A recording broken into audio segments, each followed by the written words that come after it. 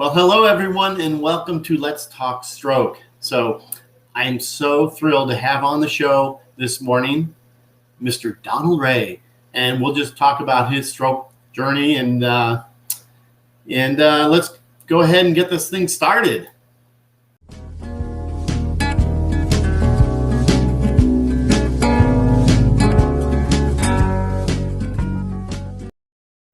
Alrighty, let's go ahead and bring Donald on, and we'll get right into his story. Hey, Donald. Good morning, sir. Good morning. How are you? Excellent. Awesome. Good to see you. And wow, what a story you have. It's and we get to see a lot of people out there, and they'll be coming on board here, saying hello. So I'll bring the chats up, and we'll get started. So, I guess we should start with who is Donald. How would you describe yourself before your stroke? An extreme workaholic. Yeah. Who didn't sleep. Right. That's not the part that gave me the stroke. So that's the unusual part. I also am an actor. Do what's called improv. Right. And for a couple different festivals, which is another challenge now. But yeah, the stress and the blood pressure wasn't the thing that caused the stroke this time. That was the first assumption by many people, that I just overworked myself to the point, the body gave it. Were you stressed out? No, not really. Yeah. I take my stress out at the gym. I'm trying to release. Right. I've never had problems with my blood pressure or hypertension or anything like that. And so when they told me I had a stroke in the hospital, I couldn't believe it. It was total shock. Yeah, you're when you went into the hospital for a procedure, didn't you? I actually went into the eye clinic about a year before that. I had cataract surgery. At the doctor said at a very young age, I had developed cataracts pretty quick because of all my exposure to the sun without sunglasses. And they wanted to do a cataract surgery, but the pocket they put the cataract in clouded over. And they do what's called a capsulotomy. They go with a laser and they cut a hole, basically, so you can see. Right. Well, when they do that with a YAG laser, the energy from that laser went through my eyeball, down the optic nerve, and found a nice little home in what was called a arterial vein malformation, AVM. Right. Oh, yeah. And it caused it to bleed. Wow. Pretty extensively. It didn't happen quickly either. I actually had not felt good that night after the AVM, after the procedure. The next morning, I woke up experiencing the effects of the stroke. Wow. Did you know what a stroke was? My grandfather had one, and he had a pretty massive stroke because he had multiple myeloma. Wow. And all the chemotherapy that and the radiation that he had taken had weakened the blood vessels in his brain, and he had suffered a massive stroke. So I had some experience with that, but he was his effects were totally different. He was a completely different person. Right. And no memory whatsoever. And that's what flashed into my mind when they told me I had a stroke, that I was going to be like my grandfather. Wow. And that scared me. That scared me a lot. You don't know what bag of goodies you're going to open up when hey, you've had a stroke. Right. But they did good to me. They spent a lot of time in my head. They had to open the hood and operate to fix the bleed. Right. And remove a 3.5-inch hematoma.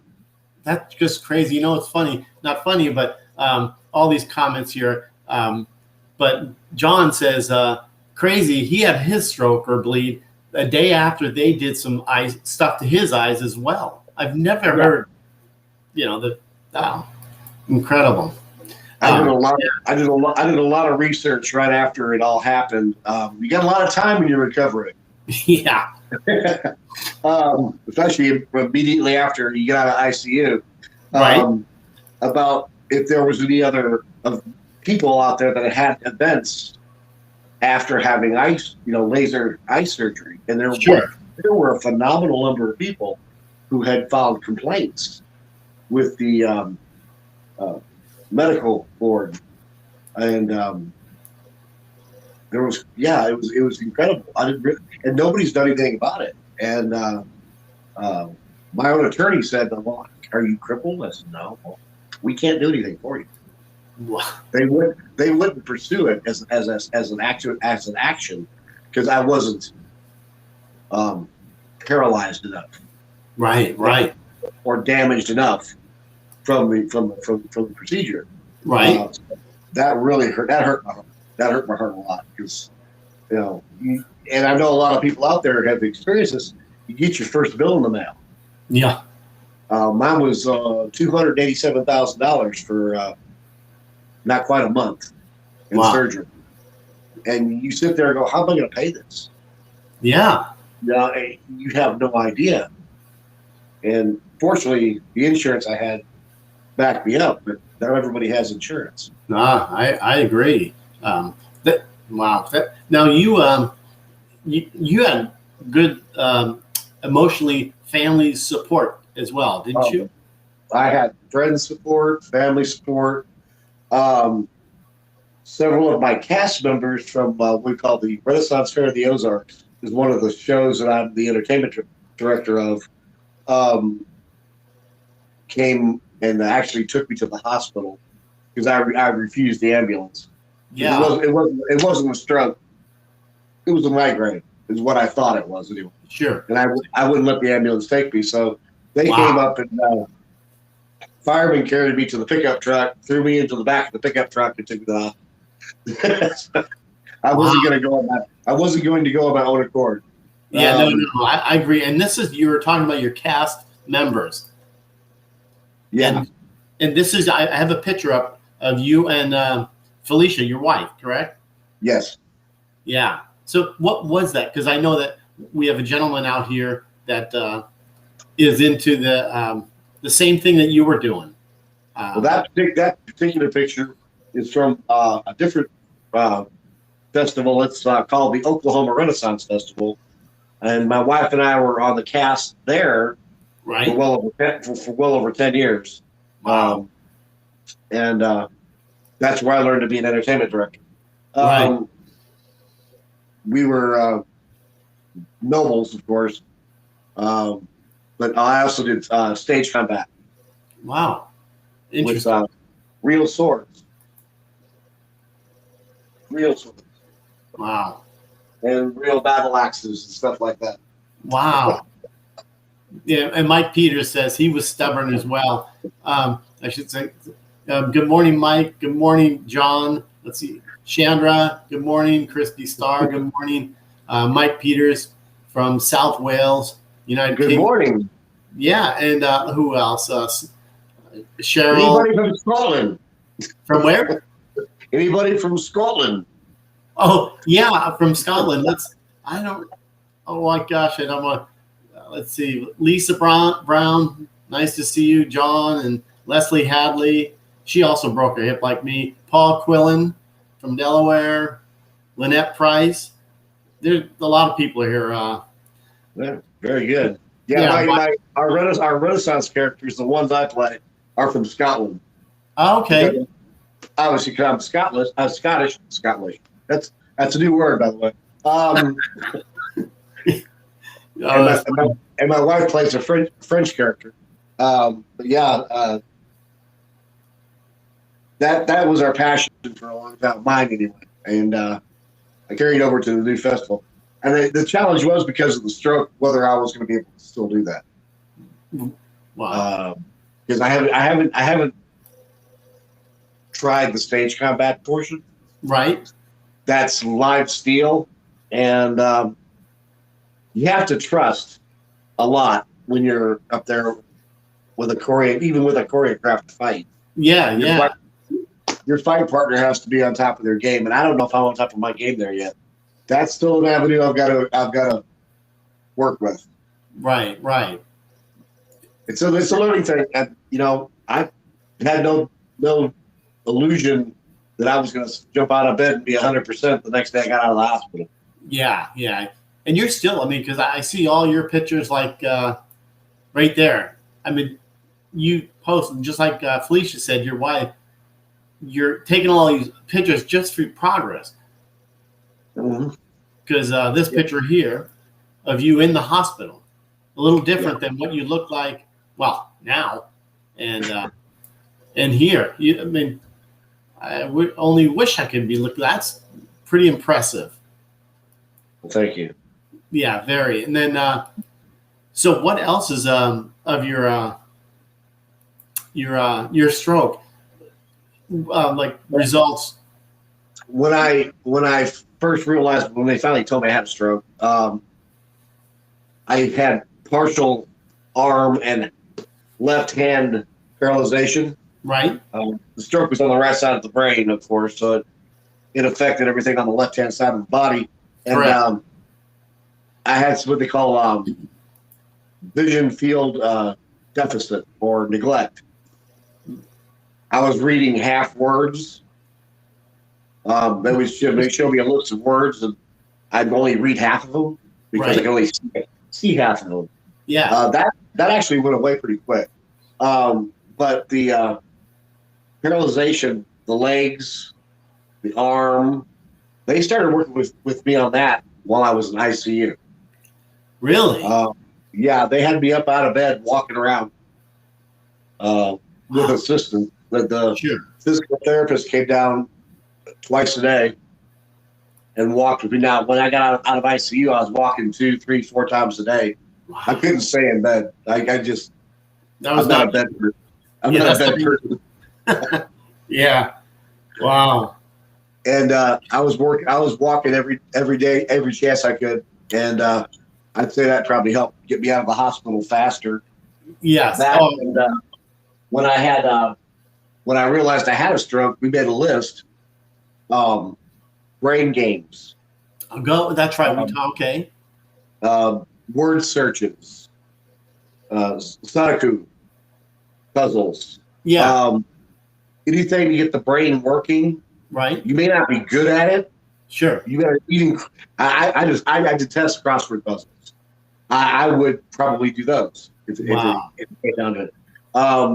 But I had everything else, and adult-sized coloring books. Yes. Big ones. Mm-hmm.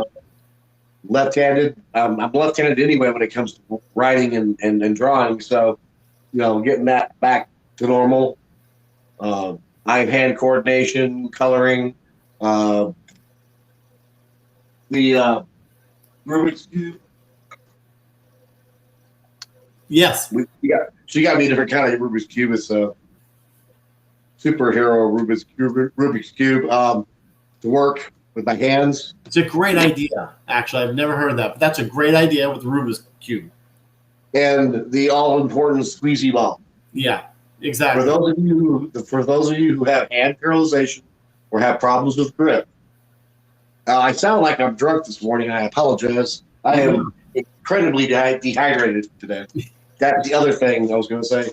Make sure you drink your water. I agree. And I just want to bring this comment up here. I don't know if you can see it, where Mike says, no chance Jerry looking like Donald. It's true. Wow. That's good. And yeah, he also says he loves brain games. Yes, brain games are awesome. Yeah. But we made a complete list of things to get playing cards. Sure. Just shuffling the playing cards, even if they're flying all over, and mine did. But to get their hands working, you've seen this, Jerry. When people have a stroke, they think, well, this has got to start working tomorrow. Right. This is a long journey, and it's a journey. Even if you've experienced it before, every stroke is different. Yep.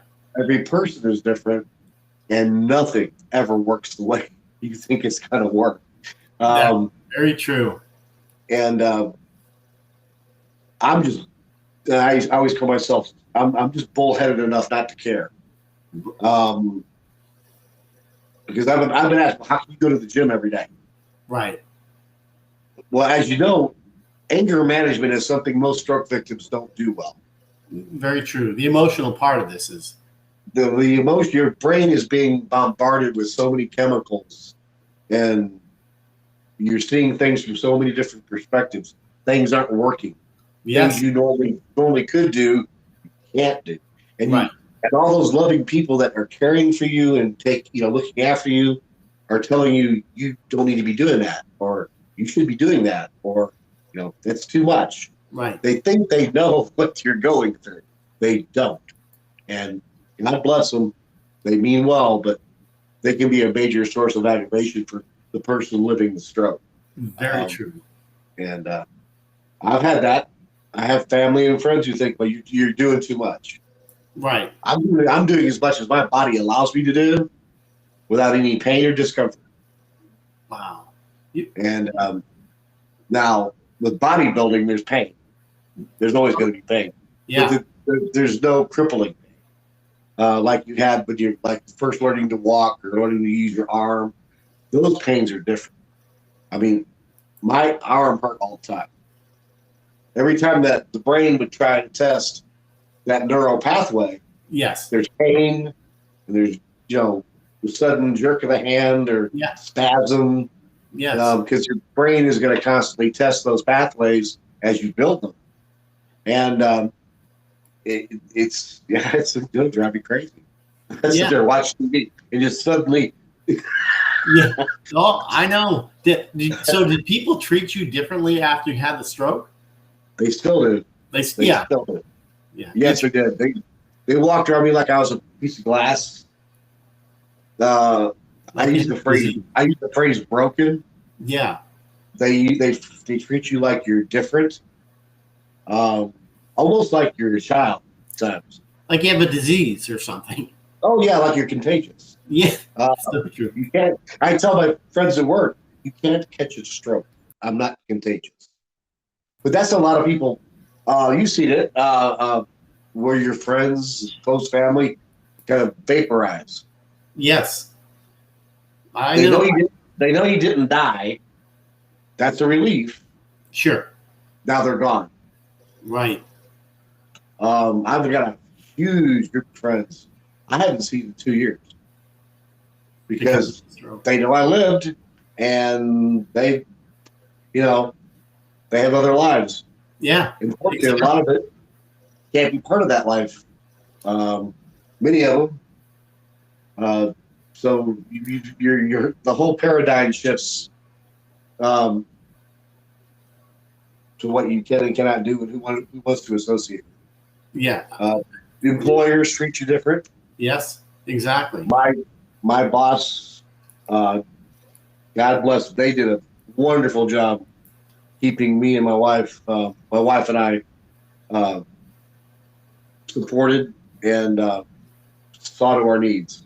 Right. Not many employers can do that. But even when I came back to work, he was worried about the stress level, my blood pressure. One of the first questions he asked my wife was, well, was it the job that caused the stroke? Was it, the pressure? And she goes, no, nothing at all. Nothing like that at all. Interesting. And that's all they were worried about. Why are you mad? Why are you upset? How's your blood pressure? Yeah. No, that's funny because Mike, again, he says they thought he was retarded, or something like that. Yeah, I try not to use that phrase, but yes, they think you're specially or special needs. Yes. Yeah. It's crazy. There are people out there who will take advantage of that situation. Yep. And that's the problem with working in the corporate world, like I do. there are a lot of people out there that would take advantage of a situation. I've seen people pushed into, early retirement. Yeah. I'm not ready to retire. And that word bounced around a little bit when I first came back to work. And I said, no, that's not going to happen. Yeah. And what you just said, Lisa Brown just says, yeah, I love them, but they don't know what to do. And I never see them anymore. Right. They care. And my friends are still my friends. They still care. But occasionally they'll chat with me. How you doing? Yeah. And I've got some of my more out of shape friends who are afraid of the same thing happening to them. Yeah. Are now joining me at the gym. So I gave them a rally point. Join me at the gym. If you want to see how I'm doing, come work out with me. Yeah. Good for you. After about a week of that, they don't have any worries about being on anymore. Right. They have to keep up. Yeah. Keep up with the broken guy. Yeah, exactly. That's how they treat you, the broken guy. That's incredible. Wow.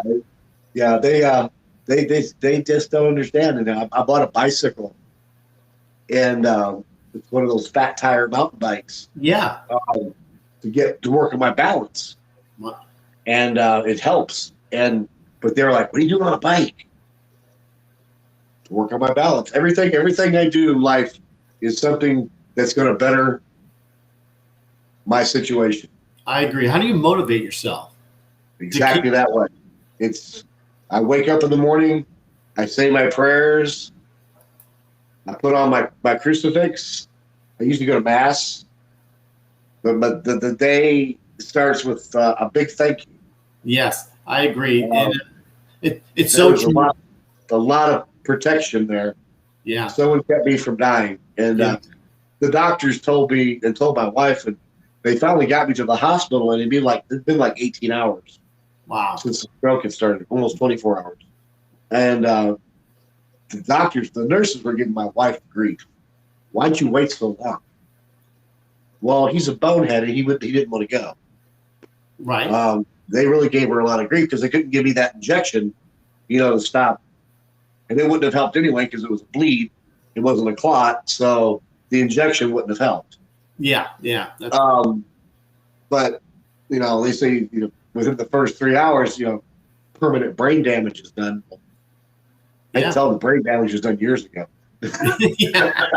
Yeah. And Josh is saying only stroke or TBI survivors understand what other survivors are experiencing post-injury. Right. That's right. It very much. My doctor, my neurosurgeon, who I'm going to throw a bone out to, Dr. Patrick Hahn. He's now at the Florida Medical University in Daytona Beach. Interesting. He worked for St. John's Ascensions for years. He was the head of their neurosciences here in Tulsa. Operated on me. He also operated on a senator here a while back who got shot in the head and saved her life a couple of years ago. Yeah, he's a master at his craft. He now works in Florida. If you ever have a need for a neurosurgeon, I would say that's one to call. He's very, very good. But he told me to take it easy, and he also told me to tell yourself it wasn't a stroke; it was an event. Wow, that's a good way to put it. It's not a stroke; it was a brain event. Yes, it certainly was. And stroke has a very negative connotation. Right. Oh, and it does. But I also knew that at some point in time I was going to take ownership of it, and it was a stroke. It was my stroke, not their stroke or her stroke, but my stroke. It's just like the scar on my head. My hair's grown out now. I normally wear a flat top, and the flat top shows the whole thing. Right. You can see. And then my barber said, "Do you want a flat top?" Yeah. It's called taking ownership. It's there. They want to know about the last. Right. I can't hide it forever. I'm not going bald, but one day I'm going to go bald, and it's going to be there whether I want it to be there or not. Well, and George just said, you are a legend and a hero Donald, to us here in Australia. Well, thank you. I've never been to Australia. I need to go to Australia. And then Mike also says Mike's married to a priest, and his wife, he's in South Wales, United Kingdom, and he's saying that Jude, his wife, says he will be very pleased the prayers because you pray every morning. So, well, awesome. Yeah, and yeah, it's what Jim Harley says. I say brain attack. Tattoo shows that. Wow. My second only tattoo in the world. Did you capture a picture of that? The tattoo? Yeah. Let's see. I don't. My F-40 Corsair fighter plane. Right. Do you have it? Because I do have it. When I looked at all your pictures, and wow, do you have a ton? And but that keep track of your journey. Yeah, I try to show the tattoo as much as possible when I'm taking pictures. Right. But it's a Corsair fighter from World War II. It says stroke survivor on it. I've got some more work I need to do to it to streamline it, but I got that out last year on my second anniversary. Oh, well, okay.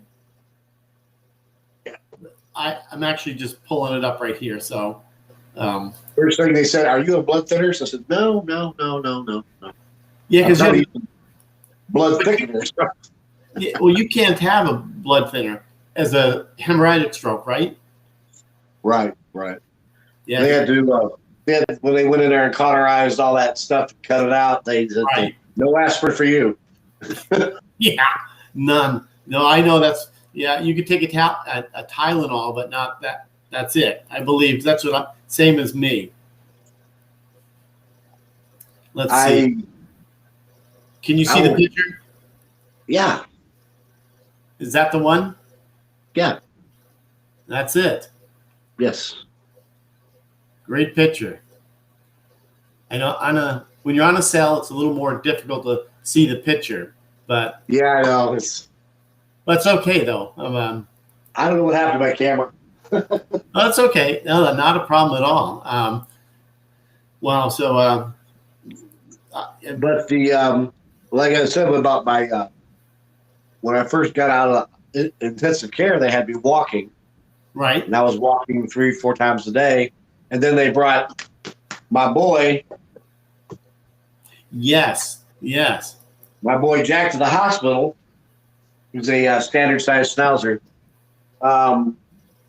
I from the day I woke up, my wife's sitting there holding my hand, and the first thing that comes out of my mouth, "Where's Jack?" How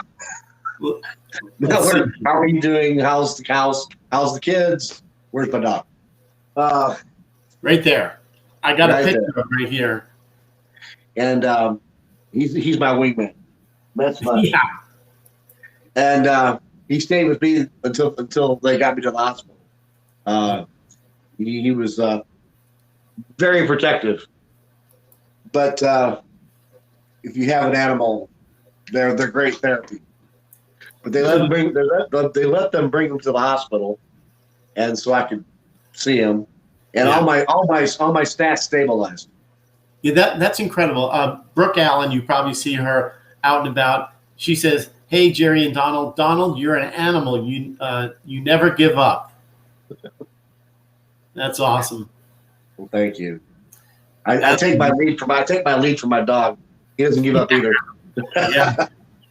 If you ever have a chance to own a schnauzer, they're very much like dealing with a stroke victim. Yeah.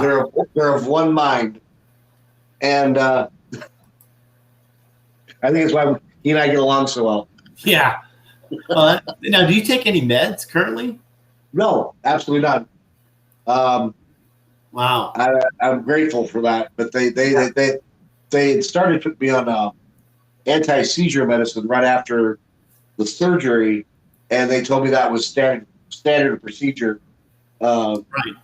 I said, "Well, I'm not taking it. I don't like it." And If the DMV ever finds out I'm taking it, they'll take my driver's license.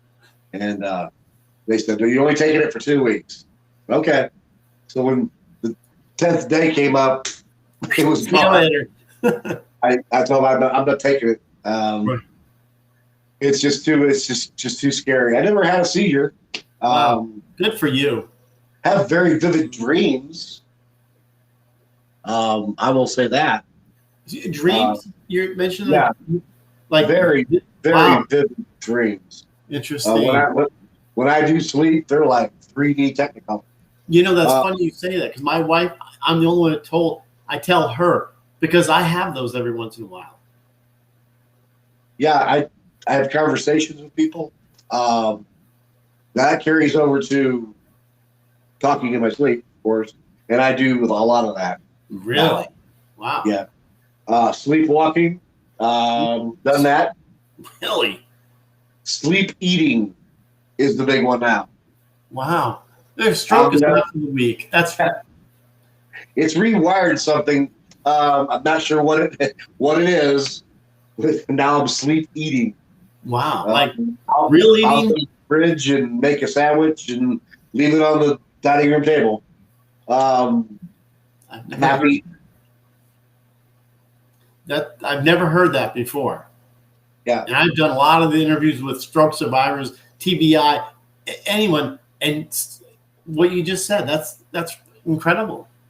I was prone to sleepwalking before, usually because of stress, but now it's evolved into something kind of new, like stroke, where you sleep cooking, I believe is the next.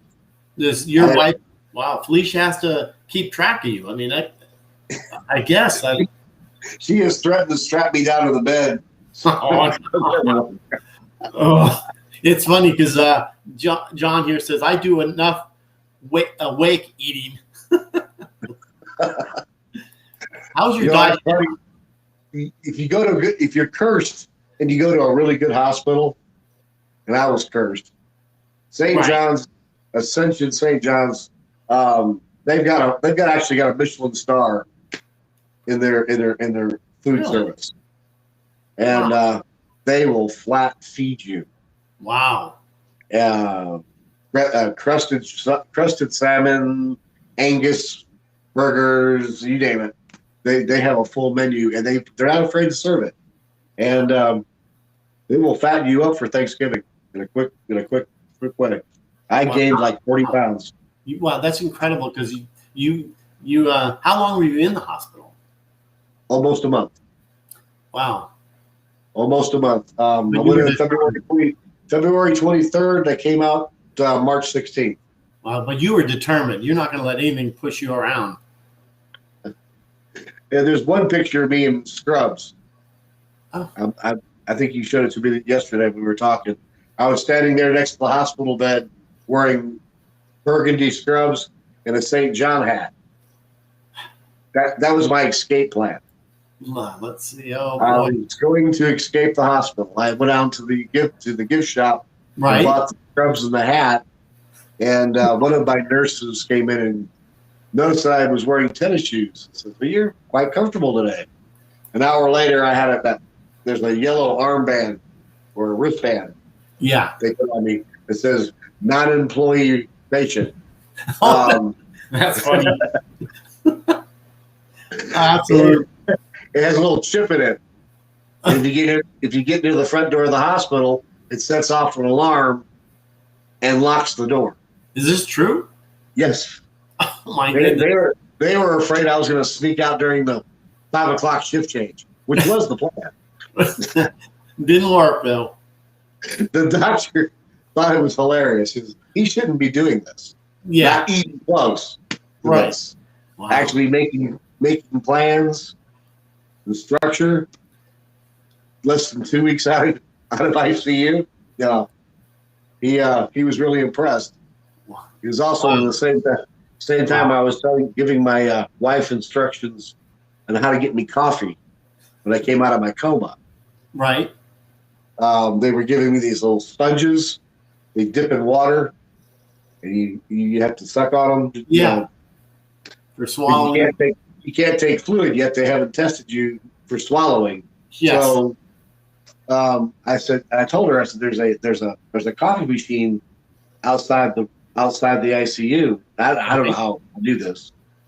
Go outside to the coffee machine, buy a coffee, and dip the sponges in the coffee and bring it back.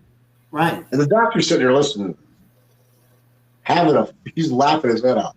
He's making plans and giving instruction.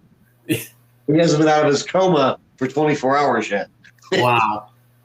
So yeah, I was determined. I didn't believe I had a stroke. Yeah. And that was the biggest part of it. I wouldn't believe it. Right. And when you had your stroke, how old were you? 55.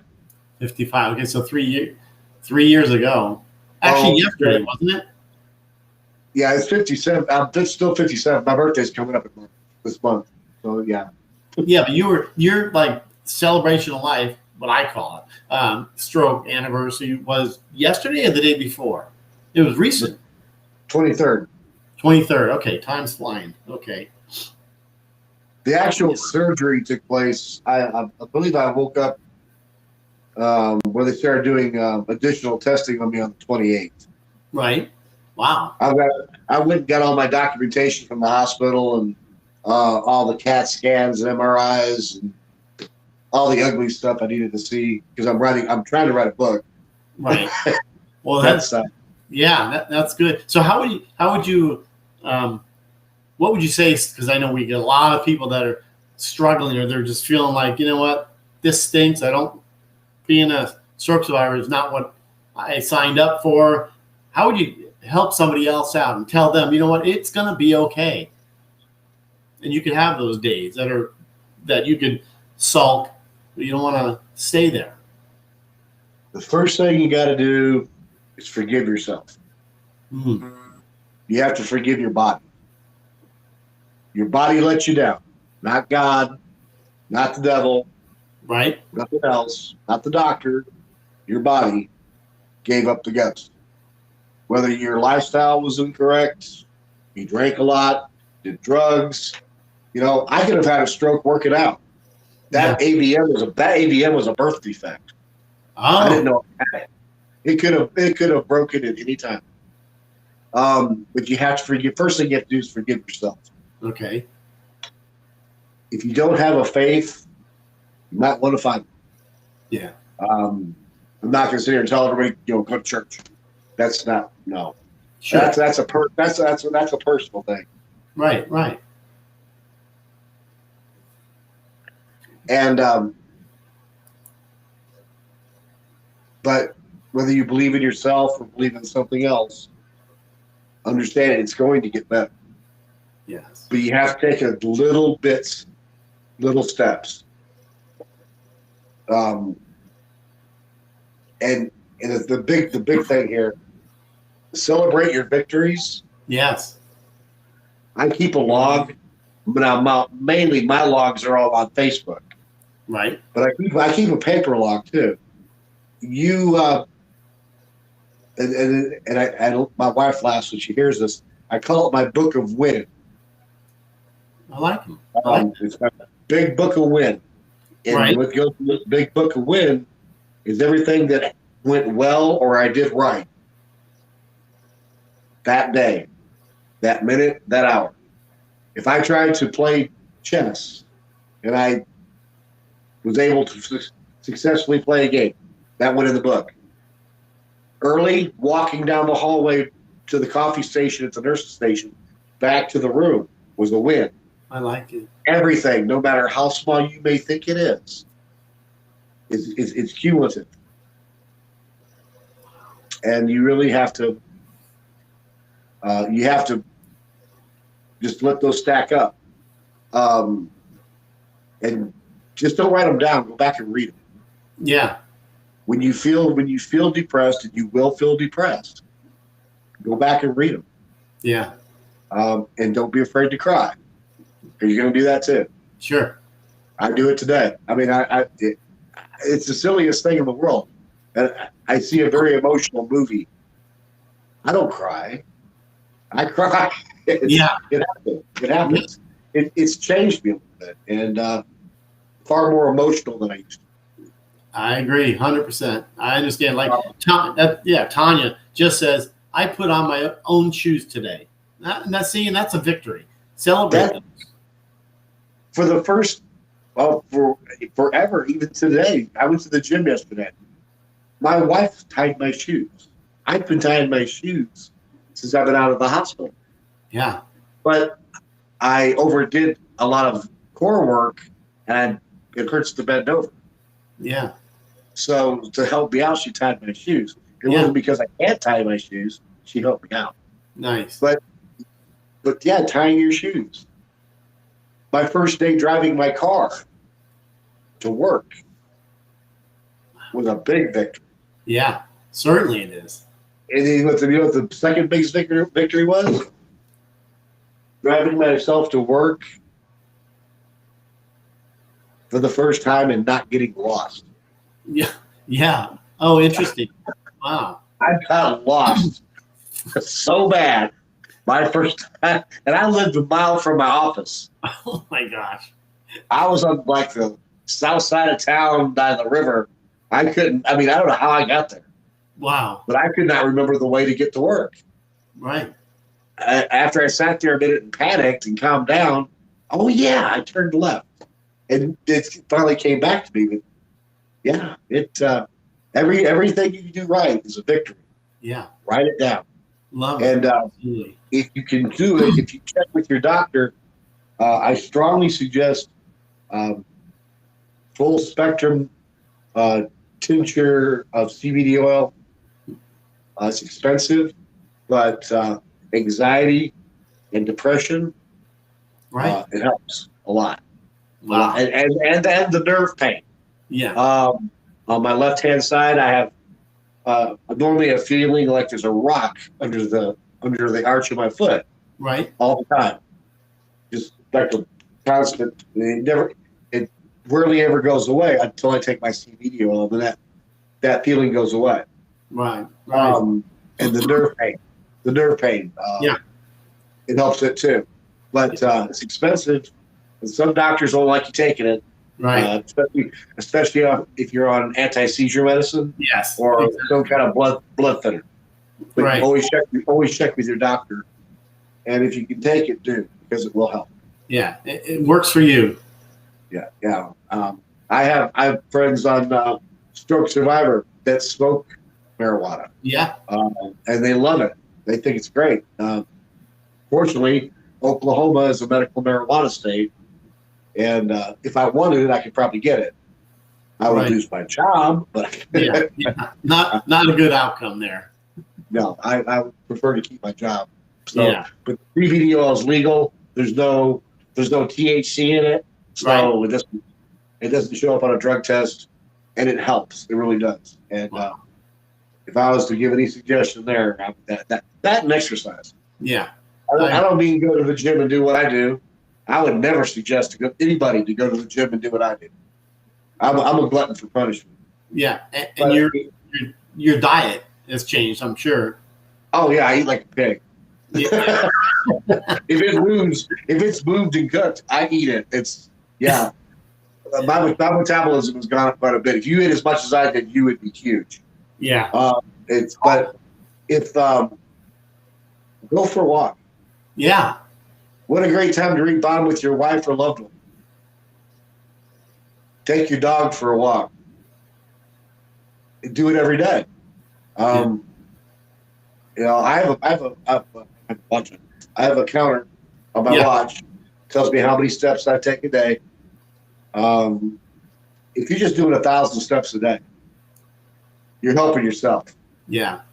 Some people can't. They have a walk. Okay. Well, what's your next goal? You want to walk with a cane? You want to, get rid of that walker? There's your next goal. Yes. What's your plan? You got to move it or you lose it. Yeah. You can't sit around.